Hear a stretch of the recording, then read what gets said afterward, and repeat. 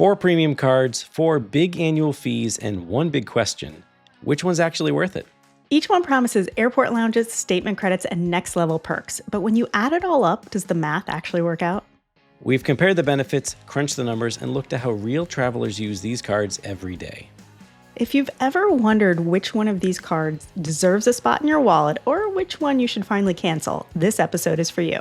It's time for the battle of the premium credit cards, and the winner might surprise you.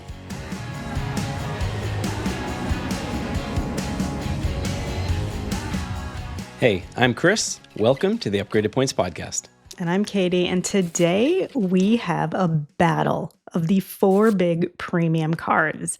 We are also going to talk about some trips that Chris and I just took. We have a promo code for you and some listener questions. Before we get to that, don't forget to like and subscribe on YouTube, Spotify, or wherever you get your podcasts. And if you have questions or comments for us, you can reach us at podcast@upgradedpoints.com. So Chris, where did you just get back from? I'm curious to hear about this.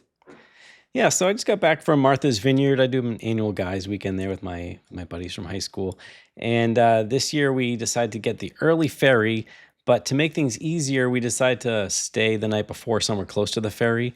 And there's AutoCamp there, which is by Hilton. Oh, yeah. And so me and my buddy Will, we were like, all right, well, let's, instead of driving down at 5 a.m., let's check this place out. I've been wanting to go stay there for a while anyway, since it's popped up on the, the points and miles radar. Uh-huh. So I stayed at the AutoCamp Cape Cod, and it was really nice.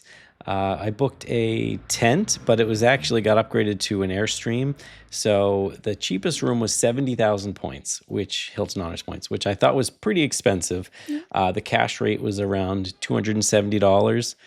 So I just ended up paying cash, and I ended up earning like 11,000 points. Probably got some more because of I paid with my Hilton Aspire card as well. But like I said, we got upgraded to an Airstream at check-in, and that's really nice. Has a big queen bed, pull-out sofa, bathroom, which the tents do not have. Well, that's important. That's important. Yeah. When the front desk agent was handing me nothing really, because he said, you don't need a key because your tent doesn't have a lock and you can use the bathroom in the lodge. And I was like, hold up. Did Diamond members get any upgrades? He goes, oh yeah, sure. Okay. You can have the Airstream. I was like, okay. Oh, that was a good save. Didn't know I needed to flash my my fancy Hilton Diamond status, but it worked out. Hilton Diamond members also get a s'mores kit, which is excellent. One of the best amenities I've received. Mm-hmm. Some firewood and some water. All guests at AutoCamp get free coffee and granola in the morning. And then there's like a little gift shop area that has yogurts and things like that if you want to add on. But overall, I mean, they're just for the night, but it was really nice. The lodge, like the main lobby area, could easily be confused for like a 4 or 5 star hotel. It was just really nice, simple, big, warm, rustic touches and couches and multiple fireplaces. They had stargazing at night and games, and it was just like a cool atmosphere. I would definitely go back for a night or two with my family. It was a lot of fun. Yeah, that sounds really cool. I've dipped my toe in that glamping world. And I know the bathroom is very important, so I could definitely do the Airstream, but I don't know about the tent. if you have the option and it's reasonable upgrade and you don't want to rely on waiting till check-in, I think it's worth it. It wasn't a big deal, when I was booking. Well, I didn't realize, but it was just me and my buddy, so we would have survived one night. But yeah, if you're going, if I'm bringing my wife and kids next time, I'm definitely going to make sure we book the Airstream in advance. Nice. Yeah, that's a great option for Hilton points. So very cool. Yeah. I just got back 2 days ago from Mexico. I went to the Dreams again. I know. I've been to Mexico so many times this year, which is fine because I love it. I went to the Dreams Bahia Mita Surf and Spa Resort, I think that's the full name. And Dreams is a family-friendly, all-inclusive brand within the Hyatt portfolio. And this was my second stay at a Dreams resort. So I was really excited to try this brand again. If you remember, I visited the one in Mazatlan, Mexico earlier this year, and I had a really nice experience. So I was very excited about this one. I got to bring my husband and my daughter for this. So that was a fun perk because this was a work trip. So it's always nice to bring family. So this resort's really cool. It's just north of Puerto Vallarta. So we flew into Puerto Vallarta, and it's about a 45, 50-minute drive up to the coast where this is. And it's actually just down the street, a couple miles from the W Punta de Mita, which is one of my favorites. So it's in that Yeah. area. I love that Nice. side of Mexico. It's just, the beach is gorgeous because you have the mountains in the background. It's just, there's something about That's it so that's cool. just really special. So the cool thing about this one is I was traveling with my daughter. So we were on the dream side, which is the family friendly side, but the hotel is attached to the Secrets Bahia Mita. So that is the adults only side. So if you don't have kids or you're not traveling with kids or you're, maybe traveling with other family who has kids, you can separate if you just want some adults only time. There are multiple pools and plenty for just adults only. There are adults only restaurants. So if you're on the secret side, you can do anything on the dream side. If you're on the dream side, there is some stuff on the secret side that you cannot do. But if Okay. you're on Good that to know. adults only side, you can access anything. One of the coolest parts about this hotel was there is a small water park right on site. So you go up and there's sort of like the big main pool area in the middle, and then over to the side, there's a whole separate section with a couple pools and three pretty good sized water slides.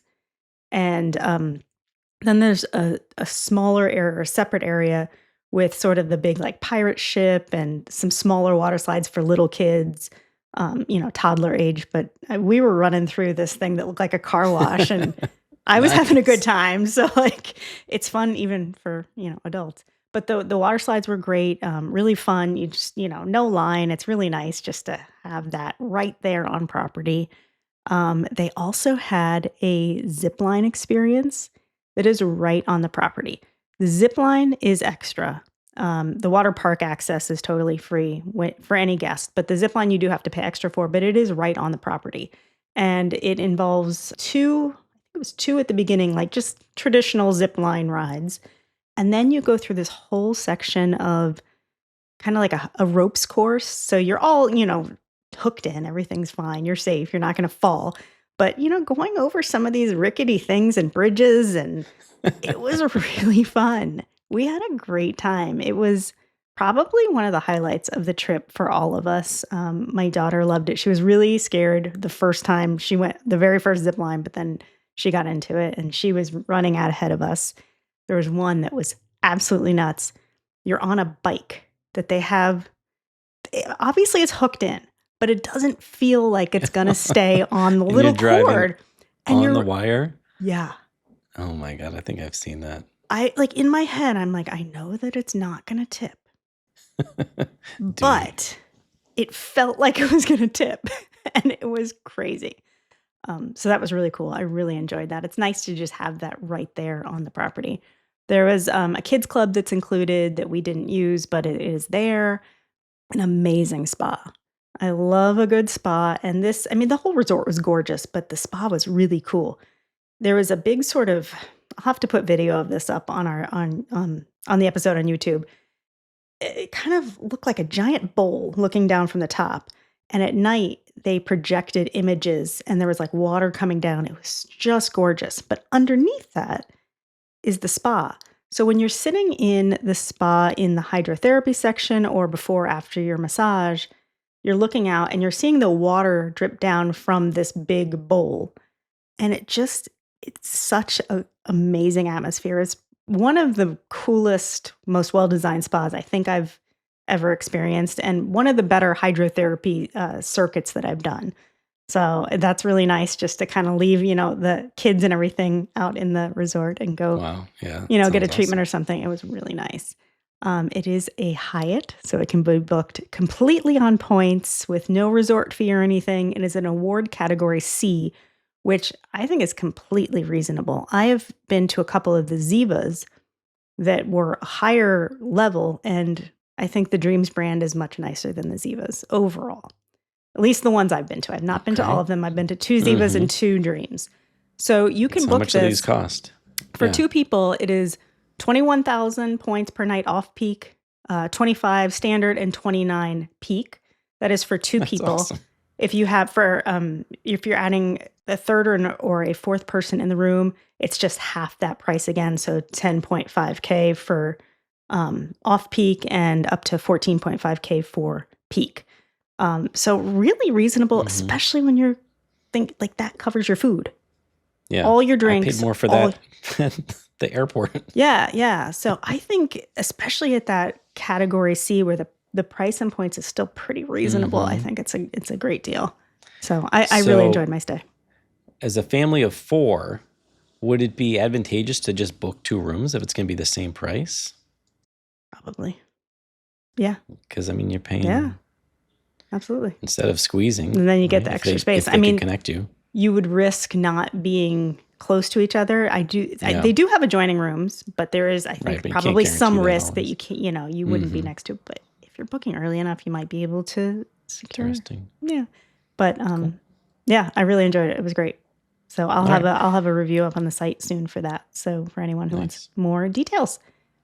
Before we get into our main topic today, I did want to remind everyone that we have our Seats.aero promo code that is specifically for our podcast listeners and watchers, and also our newsletter subscribers. And so as someone who is watching or listening to this right now, you have access to a promo code for 20% off a yearly pro subscription for Seats.aero. It's one of our favorite award search tools. Use the code upgrade3435, and we will drop the link in the show notes to take you right to that subscription page. And it is valid through November 10th of 2025. Okay, let's get into it, Chris. Let's do it. Battle of the premium cards. Today we are focusing on sort of the 4 big premium cards that we generally talk about.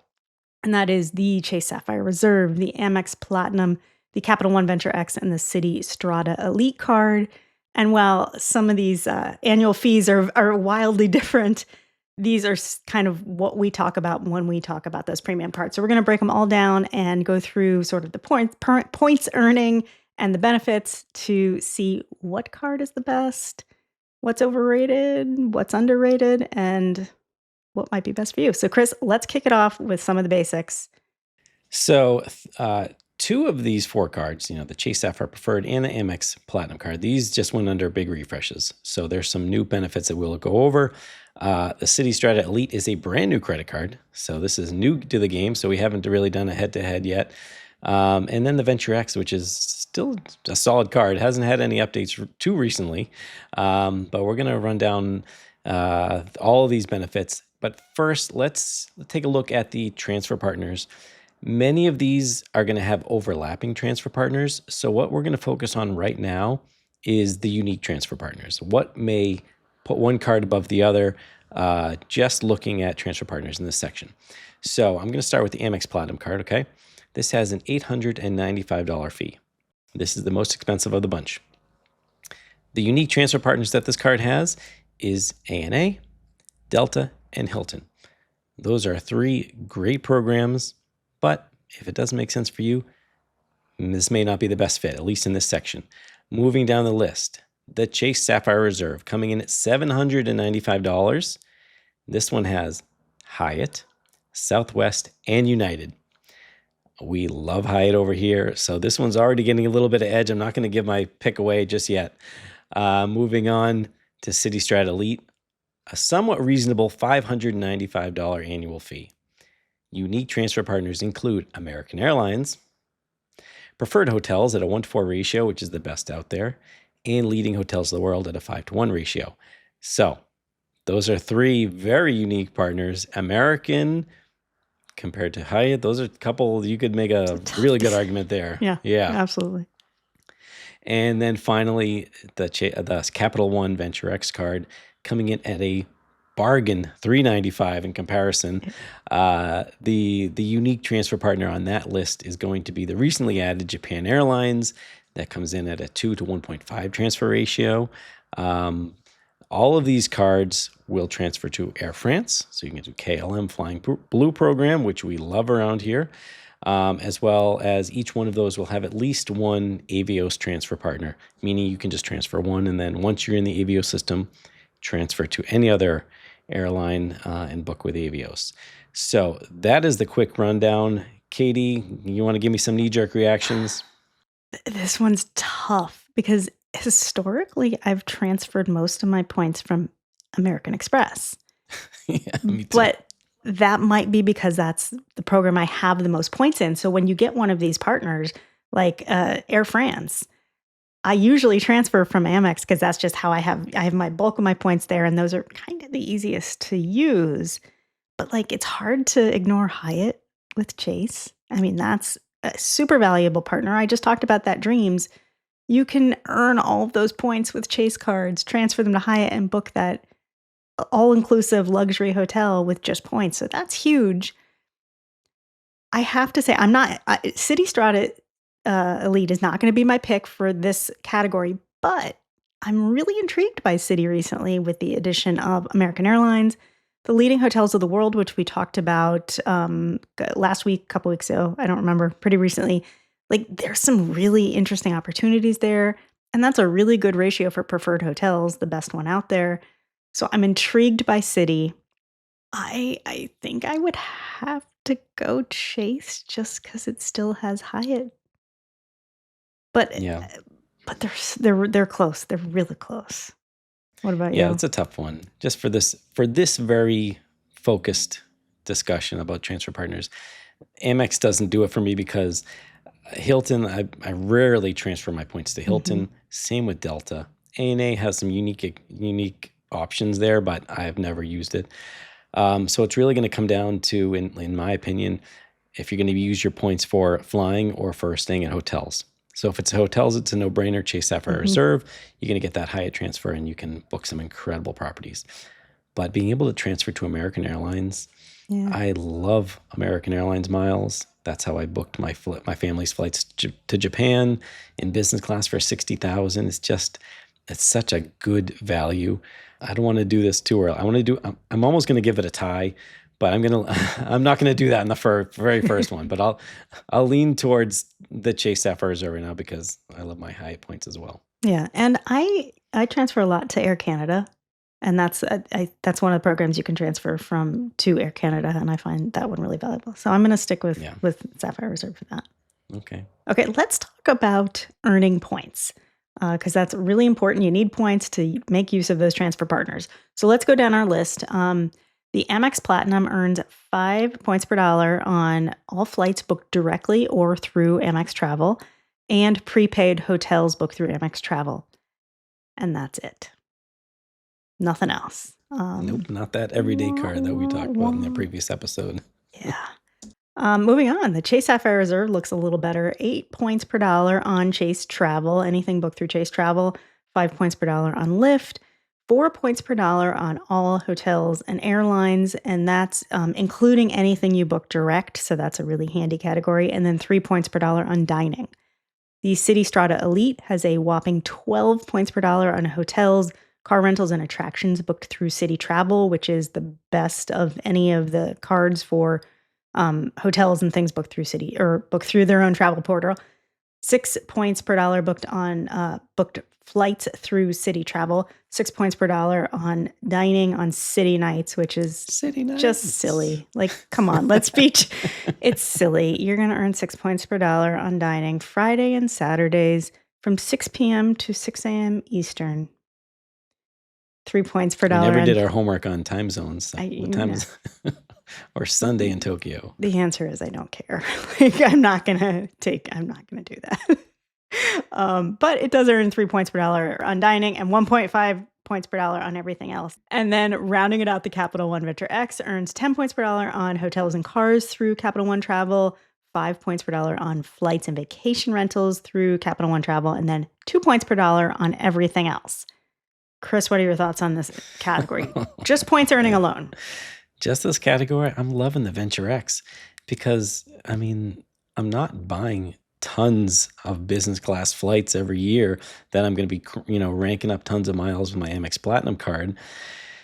And I mean, really, most of my spend is general spend. And I mean, Capital One Venture X is the winner there.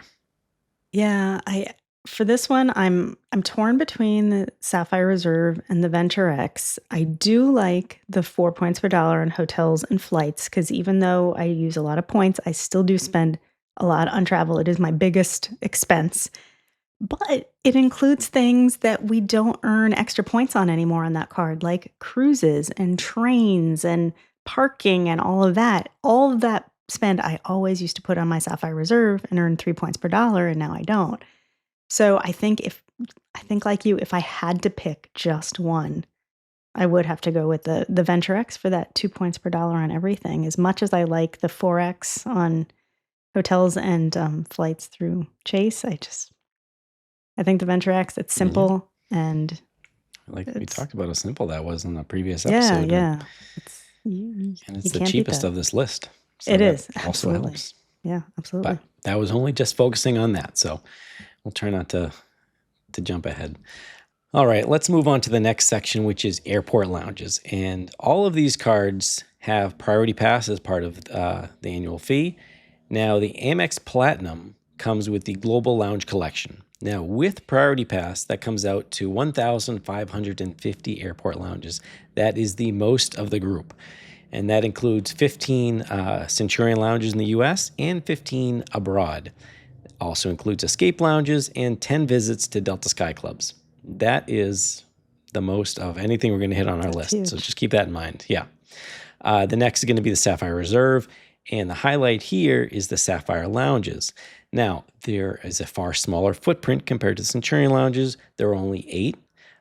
There's Boston, JFK, LaGuardia, Philly, Phoenix, San Diego, and then Hong Kong. But there are 3 more in the pipeline, Dallas, Vegas, and Los Angeles. But there's a smaller footprint. If one of those happens to be your home airport, maybe a good deal. Next on the list is the Citi Strata Elite. I'm not going to give my opinion now, but this one only comes with 4 Admiral's Club passes. So do with that what you will. And then Venture X, hey, our little bargain basement guy, comes with 6 locations for Capital One lounges, which I've never been to one, but everyone loves them. You've never been to a Capital One lounge? I haven't. Look at the list that you call it a bargain basement card and then tell me you've never been to a Venture X. You don't even know the name. It's a Capital One lounge. And Capital One lounge, sorry. Dallas, Denver, Vegas, JFK, Washington, and Washington. I just have better options in all of those airports. So yeah. So what's your pick? Not Capital One, apparently. Capital One. No. I think I'm gonna have to take the Amex Platinum here because it has the biggest footprint. And if you happen to come across a Chase Sapphire Lounge, you can use your Priority Pass to go in once per calendar year. So it's kind of the best of both worlds. What do you think? I won't fault that answer at all. And I, at one point in my life, would have chosen that because you can access escape lounges, and the only lounge at my home airport is an escape lounge, but it is one that I can access through Priority Pass now. So that does not do it for me anymore. I think I would have to go with the Chase Sapphire Reserve on this one because I love those Sapphire lounges. They are really spectacular. Nice. I mean, you can get a facial. You can go sit in the massage chair. Although I can do that at home now because I bought a massage chair after going to the Chase Sapphire Lounge in Boston. So don't go there because it will be very expensive. It's an expensive visit. I mean, I love the Capital One lounges. I really do. But the other reason why I think I would lean toward Chase is they have not yet changed their guest policy. So with my one Sapphire card, I can still take my husband and daughter into those lounges for no extra cost. Centurion lounges, I can't do that. And starting in January, I think is when the Venture X lounge policy changes. So that's really important for me because it's great if I'm just traveling by myself, but if I'm traveling with my husband and daughter, I need to bring them into the lounge too. So I'm going Chase Sapphire Reserve on this one. That's a great point. Yeah. I'm not going to change my answer, but I'm thinking about it. Okay. We'll let it slide. And my apologies to the Capital One people for Chris calling you bargain based. Yeah. Well, when we talk about annual fees, it's a deal. I was talking not the actual lounge. I know. I'm kidding. But it truly is. Moving on. We're off the hook today. Okay, let's talk about travel benefits and protections. All of these cards have the TSA PreCheck and the Global Entry fee credit, so we're not going to talk about that. And they also all have trip delay and cancellation insurance. So that is standard no matter which one of these you're looking at.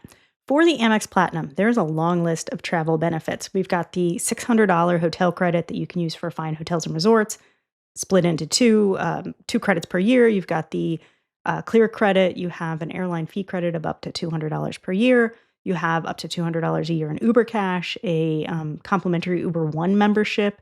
You get hotel elite status with Marriott, Hilton, and Leaders Club, car rental privileges with Avis, National, and Hertz. And then for insurance, you have secondary car rental insurance, flight and baggage delay, lost or stolen baggage coverage. And that's a lot of great travel protections and perks. For the Sapphire Reserve, you've got the $300 annual travel credit, which I'm going to say right here is the best travel credit. It's the easiest to use. It's on anything travel. Kudos, Sapphire. Great credit. You also have the $500 credit for the Edit hotels. That's split up into two $250 credits per year. You have $10 a month in Lyft credits. You have IHG Platinum status. And then for insurance, you have primary car rental insurance, emergency medical and dental, travel accident, emergency assistance, baggage delay, and emergency evacuation. For the Citi Strata Elite, you get $300 off a hotel stay of at least 2 nights or more when booked through Citi Travel. You have that $200 Black Lane credit, which is a high-end chauffeur service for coming to and from the airport. And then you have for insurance, secondary car rental, lost or damaged luggage insurance, and then travel medical. For the Venture X, you have their $300 travel credit, which has to be used in the Capital One travel portal. You get 10,000 bonus miles per year, which I guess is travel adjacent. So we're going to include that in this little section. And then for insurance, you have primary car rental insurance, travel accident, and lost luggage. What do you make of all that? All those benefits, Chris? It's a lot. And I think to be fair, you really need to consider what the annual fees are on these cards, because obviously if you can just get all of these credits, for free or for $1, you're going to take the Amex Platinum because it has the most. It really depends on how much work you want to do and how much more you're willing to do to recoup that annual fee. And so I think the easiest one is probably going to be the Venture X, but I'm still going to take the Amex Platinum because even though it is more work, it is giving you far above the annual fees of $895. I think the last time we measured it was around $3,500 worth of benefits. So when you're really just comparing the benefits to the annual fee, that's where the Amex Platinum stands out in my opinion. What about you? Yeah, I agree with you that the Amex Platinum, I think, probably has the best value. If I'm just looking at these travel benefits and protections, it's hard for me to not pick the Sapphire Reserve because of its excellent travel protections, that primary car rental insurance and the medical, emergency medical coverage, which I have actually used and it worked. My husband ended up in the emergency room last year when we were in Amsterdam, and I got all of that I paid to the hospital back from my Chase Sapphire Reserve card. You just have to you don't have to pay for the whole trip on the card. I paid for the taxes and fees on my award flight, on a one-way award flight with that card. And that was enough to trigger that emergency coverage.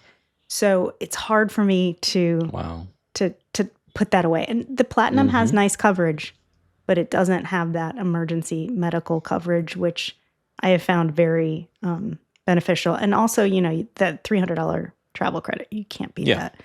So, I mean, the Venture X for the cost, their benefits are fantastic. But for me personally, I have to go Chase Sapphire Reserve on this one. Nice. Okay. Well, no argument there. Let's take a break. And then when we get back, we are going to look at some more lifestyle and shopping options.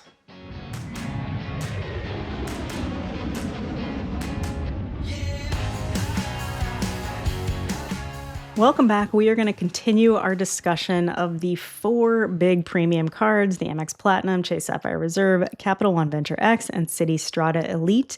Next, we're going to talk about some lifestyle and shopping benefits. So these have nothing to do with travel, but they are fun and valuable. Chris, what do we have? All right. Well, let's start with the Amex Platinum card. This card is really leaning into the lifestyle benefits. So now it comes with a $400 Resi credit, a $300 digital entertainment credit, $300 Lululemon and $100 Saks credit, $300 at Equinox, $155 for Walmart Plus, a $200 Aura Ring credit, and you get cell phone protection up to $800 per claim. That is a lot of stuff. Chase Sapphire Reserve comes with $300 for the Sapphire Reserve exclusive tables. Also comes with complimentary Dash Pass membership, which is $120 value for 12 months. Also has a $300 annual DoorDash credit, which comes in monthly $5 for restaurants or $10 for groceries and retail. And one of the new benefits is $300 at StubHub. Now we have $250 for Apple TV and Apple Music, and $120, which comes in $10 a month, for Peloton membership. That's also a lot. Now, shorter lists. Over at the Strata Elite card, this has a $200 annual splurge credit, which I think is really cool. You can use this at First Dibs, American Airlines, Best Buy, Future Personal Training, and Live Nation. And then over at VentureX, the Cultivist, which you get 50% off the enthusiast membership of 2 years and cell phone protection up to $800. Katie, I'm not super familiar with this this credit. Do you know anything about this? Once you are part of, you have that membership, you get free entry into like 80 plus museums around the world with that membership. They used to include this for free for a minute, like when the VentureX card was pretty new. And I looked at it at that point, and if you're going to those museums, it could make sense, but it never really appealed all that much to me. And this, it gives you a 50% off discount, but you still have to spend $220 on that. So, yeah, that's an expensive membership. Yeah, it is. It was like $440 full price. So take a look at it. If you're super into museums and happen to be going to those museums, it could absolutely be worth it. But I think it's a pretty niche benefit. Okay. So based on those credits and benefits, Katie, what are you liking? So I think it's obvious that the Citi Strata Elite and the VentureX just can't compete in this category, but they have lower annual fees. So it's not something that we necessarily expect from those cards. So for me, it's between the Amex Platinum and the Sapphire Reserve. And frankly, it's hands down Amex Platinum. They did such a good job, in my opinion, with the recent refresh. I absolutely love the benefits. And I know they get a lot of criticism for leaning into that lifestyle category because some people just want that travel card. And generally, I'm in that category, but what they added to that card just works so well for me that I get so much value. The Resi credit is so easy to use. I mean, the Lululemon credit, I can use that in my sleep. The Equinox credit, which I talked about on a previous episode, I had never paid attention to it, and I found out that it actually is great for me, and it works really well, and I get a lot of value from that. So when I compare that to like the Sapphire Reserve, the Resi credit is so easy to use on the Amex Platinum, whereas that Sapphire Reserve exclusive tables is hard. Like they don't have any restaurants in Columbus where I can go to a Resi restaurant, pay with my Amex card in Columbus, Ohio, and get that $100 per quarter credit. So for me, it's hands down Amex Platinum. Okay. How about you? I agree with you. Everything you just said right there. I mean, the Amex Platinum, especially in this lifestyle benefits section, it's easy question, easy answer. So that brings us to the end of our list, Katie. You went back and forth a couple times with the Chase and the Amex. I don't think, did Capital One ever make it to any of these categories for your top pick? For me, I mean, I'll let you know that there's one of these 4 cards I don't have. And I think you can take a pretty quick guess as to which one it is. All right. I have a Platinum, I have a Reserve, and I have the VentureX. All 3 of them are staying in my wallet. So this is a really hard question when we're trying to pick what our favorite is. My favorite's not necessarily the best for everyone. I think like we talked about in a previous episode, the VentureX, I think, is the best of these options for those people who want to keep things simple. You cannot go wrong with that card. It is so simple and so valuable that I really appreciate that card. But for me personally, right now, as of today, I would have to say the Amex Platinum because I've just been on such an Amex Platinum kick since they revamped the card in September. I love the new credits. I'm getting such good value from that card, and I'm still a little upset at the Sapphire Reserve for changing their card because I used to. I mean, for the last however since what it came out in 2016, I think. And I got it like the day it came out. And until they changed that card, I would have died on the hill of the Chase Sapphire Reserve is the best card, and you can't convince me otherwise. But they changed it. And as I'm interested in the edit credit and the points boosts, and I'm going to get into that, but I'm still a little salty at them for changing it. So I got to go Amex Platinum. That's fair. Yeah. I'll agree with you. As long as you can do math, you can make the Amex Platinum card work for you. All of these cards that we listed are excellent cards. And I think for many people, a couple of them could probably fit in your wallet easily. And depending on your situation, maybe one is better than the other. But just looking at these categories, the Amex Platinum got more of my votes. And like I said, if you can do math, you can make the annual fee work for you, so you can actually come out on top. But that was fun. And if you guys have any questions or doubts, or if you want to yell at me for not going to a Capital One lounge sooner, please do. Someone email him, podcast@upgradedpoints.com. Let us know what you think. Let us know if we missed something, or if you completely disagree with us, send us an email. And if you want to yell at Chris about his Capital One lounge situation, I'll make sure he gets the email. Drop it in the YouTube comments. It'll help engagement.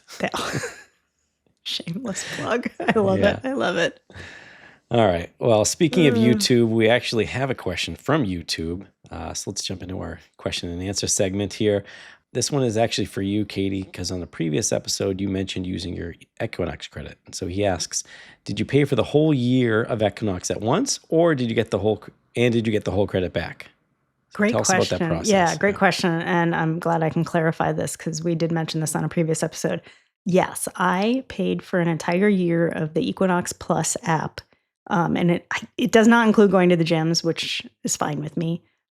So it's the app, and it might include live classes. I didn't really look into that. But yes, I paid for the full year of the Equinox Plus app. It cost $300. I played with my Amex Platinum, and I got the entire $300 back in one chunk.